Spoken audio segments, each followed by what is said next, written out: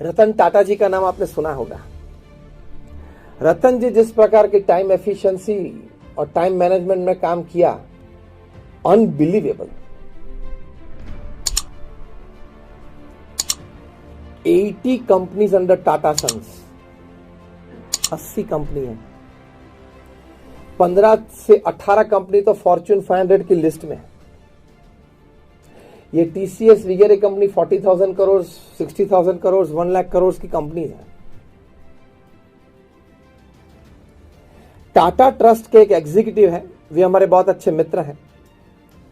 वैसे एक बार बैठे थे, मैंने उनको पूछा कि Ratan ji as chairman of Tata sons, ये बात है 10-12 साल पहले की, तो 80 कंपनी है तो 80 कंपनी की बोर्ड मीटिंग साल में एक बार होती है, 80 कंपनी की एजीएम्स एनुअल जनरल मीट्स होती है साल में एक बार, तो 80 दिन तो बोर्ड मीटिंग में चले जाते होंगे, 80 दिन तो एजीएम में चले जाते होंगे, तो 160 दिन तो 365 में से मीटिंग्स में चले गए। 52 वीक्स आते हैं, मतलब 52 संडेज आते हैं, तो 160 प्लस 52 तो 212 दिन तो ऐसे ही चले गए 365 में से, मीटिंग और छुट्टी। चलो कोई वैकेशन न ले तो भी एक इतवार तो है। तो मैंने उनको पूछा, रामास्वामी को, कि how is he managing his time. तो इसमें ऑफिस टाइम क्या बचा, ट्रैवल टाइम क्या बचा, मीटिंग टाइम क्या बचा, एडमिनिस्ट्रेटिव टाइम क्या बचा। उन्हें बोला कि स्वामी मैं आपको बताऊं कि Ratan ji how he uses his time. जब उन्होंने बताया, आई फेल्ट के the ground was slipping from under my feet, unbelievable. Ratan ji 4 board meeting एक साथ चलाते हैं, 4 कमरे में 4 बोर्ड मीटिंग चलाते हैं, तो 4-4 मीटिंग चलाते एक बार। मैंने बोला how can this happen. TCS तो कंप्यूटर वाली सब बातें होती है, वहां से बाहर निकले तो हाउसिंग की बात आ जाती है, हाउसिंग में से बाहर निकले बीच में समय कितना मिलता है, ये कमरे में से निकले पूरा माइंडसेट बदलना होता है ना। मोटर्स मतलब ऑटोमोबाइल्स, ऑटोमोबाइल्स में से कमरे में से बाहर निकले तो यहां ये कमरे में गए तो वहां हाउसिंग की बात आ जाती है। तो बोले कि हाँ, तब मुझे पता चला कि ह्यूमन माइंड इतना कैपेबल है। और बोले कि घर से निकलते हैं, गाड़ी में बैठते हैं, then he touches his file to know today's agenda of the meeting, सिर्फ गाड़ी में पढ़ लेते हैं। लेकिन रामास्वामी ने मुझे कहा कि एक भी प्रसंग ऐसा नहीं है, वे बोल रहे थे, मुझे कह रहे थे कि मैं 35-40 साल से उनके साथ हूं, एक भी प्रसंग ऐसा नहीं बना है कि मीटिंग पूरी होने के बाद वे कहे कि अगर यार अरे वो एक एजेंडा था वो तो रह गया, या वो बोले कि चलो अभी कोई एजेंडा में कोई बात बाकी है। एक बार एजेंडा पढ़ लिया, फिर से कभी वो पेपर उन्होंने मांगा नहीं मीटिंग में, and he works according to that agenda. कितना इन्वॉल्वमेंट होगा जब पढ़ा वो एजेंडा, मतलब कितनी फोकस्ड एनर्जी से पढ़ा होगा। This is called efficiency, work efficiency बोलते हैं। फिर मैंने पूछा कि लोग उनको पत्र लिखते हैं? हाँ लिखते हैं, यंगस्टर्स भी लिखते हैं और कोई बिजनेसमैन भी लिखते हैं, गवर्नमेंट में से भी लेटर आते हैं, वो तो इतनी बड़ी कंपनी आते जाते रहते हैं। मैं बोला when does he attend his letters? तो क्या स्वामी जी उसकी कहानी भी बहुत दिलचस्पी है। मैंने बोला बताओ। See how efficiently and time management this people of this level do. उन्होंने कहा जो अगले दिन सभी पत्र पढ़े हैं, उत्तर दे दिए हैं उनके 2 सेक्रेटरीज को, दूसरे दिन सुबह जब वे ऑफिस पधारते हैं रतन जी, तब एक साइनिंग रूम होती है बॉम्बे हाउस में, वहां पेडर रोड पे। पहले वो साइनिंग रूम में आते हैं और उसमें 15-20 टेबल पे जो जो लेटर्स पे साइन करना है वो लेटर्स पड़े होते हैं, ड्राफ्टिंग मशीन होता है और उसमें पेन रखी होती है।